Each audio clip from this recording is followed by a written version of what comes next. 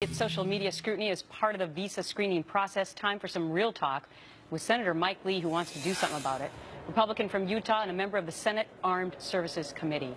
Senator, great to have you on The Real Story. What is the real story about this? I mean, I find it absolutely incredibly difficult to believe that we are not looking at the social media accounts of people coming into these countries, coming into our country, wanting to live here. I mean, that is how ISIS communicates.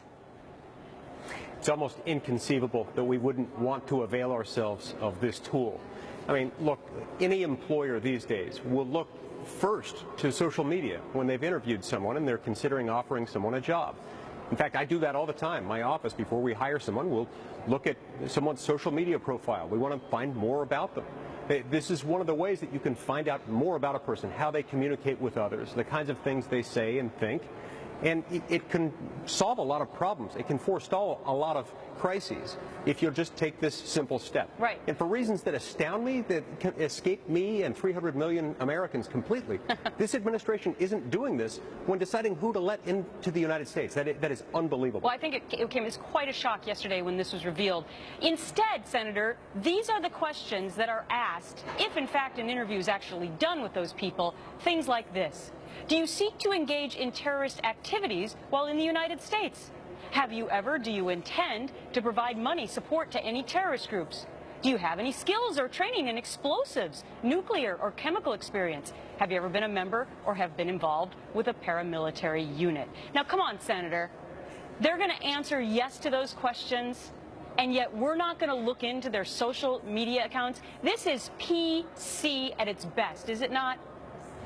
Absolutely. And, you know, they could have at least bothered to ask some of those questions in a way that would require an alternating pattern of yes and no. Instead, they just ask a bunch of questions that require a no, and it's a simple binary choice, easy to get out of.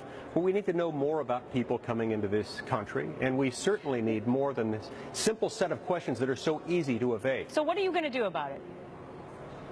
Well, first of all, I'm calling on the administration to abandon this ridiculous policy. We have to remember this policy of not looking into the social media profiles of people trying to enter the country is not imposed by statute. It's not some command of the Constitution. It's not even a mandate imposed by a federal regulation.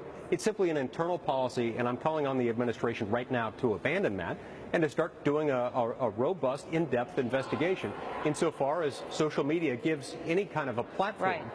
For an investigation, we ought to pursue it. Listen, Senator, we're not serious as a country about combating terrorism if we're not going to look into social media accounts. That's as simple as you can say it. And the Secretary of Homeland Security, Jeh Johnson, in 2014, decided not to change that policy for political correctness. And many could argue that's why we had San Bernardino. Senator, great to have you on The Real Story. Thank you. Thank you. Today's threat in L.A.